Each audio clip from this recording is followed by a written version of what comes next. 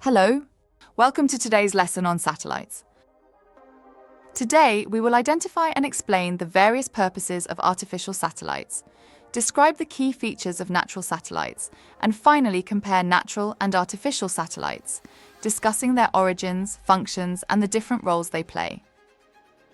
So far, we have explored the categorization of planets and other bodies in our solar system, providing a solid foundation in understanding celestial bodies and their characteristics.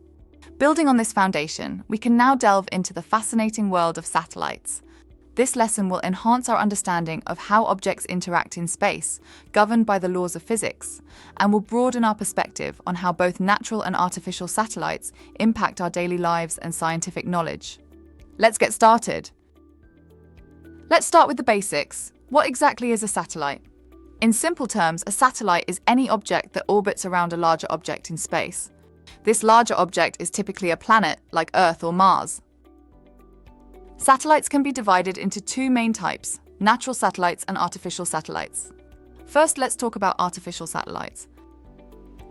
Artificial satellites are human-made devices that we intentionally launch into space. Their purpose is to orbit around Earth or other celestial bodies, and they play a crucial role in many aspects of our daily lives. Let's take a look at their purposes and functions. Firstly, artificial satellites provide the accurate navigation and positioning data that we rely on for everything from driving to flying, and even hiking in remote areas. Secondly, satellites monitor atmospheric conditions, helping meteorologists predict weather patterns and track storms, which is essential for our safety and planning. They are also crucial for communications. Have you ever wondered how TV signals, phone calls, and internet data are transmitted across the globe? Artificial satellites make this possible by enabling global connectivity.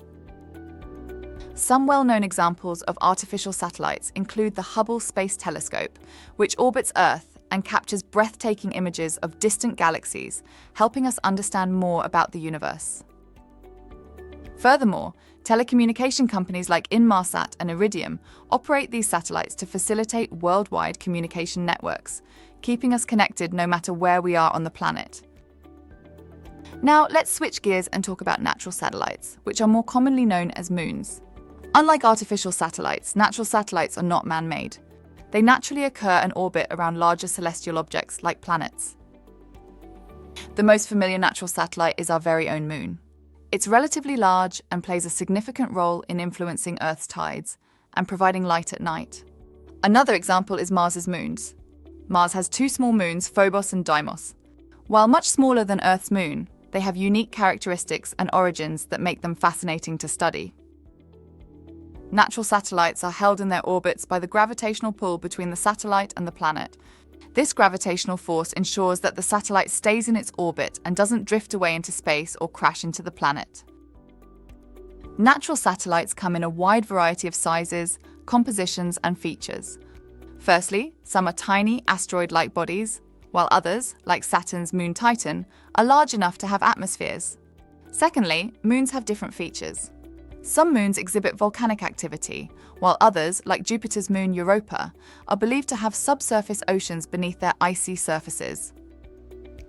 Now that we've looked at both types of satellites, let's compare them. In terms of their origin, artificial satellites are created by humans and launched into space via rockets, while natural satellites formed naturally and have been orbiting their parent planets for billions of years. The purpose of artificial satellites is typically practical and technological, aimed at supporting human activities on Earth.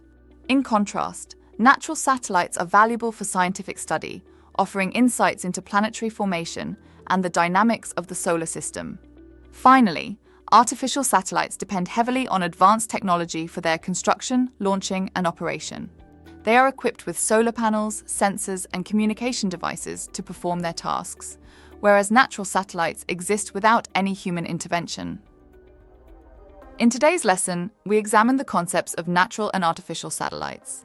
We learned that artificial satellites are man-made objects launched into space for purposes such as navigation, weather forecasting, and communication. Notable examples include the Hubble Space Telescope and various telecommunications satellites. In contrast, natural satellites like moons are celestial bodies that orbit planets naturally due to gravitational forces. Examples include Earth's moon and Mars' moons, Phobos and Deimos. Finally, we compared the satellites and discussed the differences in origin, function, and technological dependency between natural and artificial satellites. By understanding these differences and examples, we gain a deeper appreciation of their roles in both scientific study and everyday life. Watch the rest of the GCSE physics course at Sophos Education.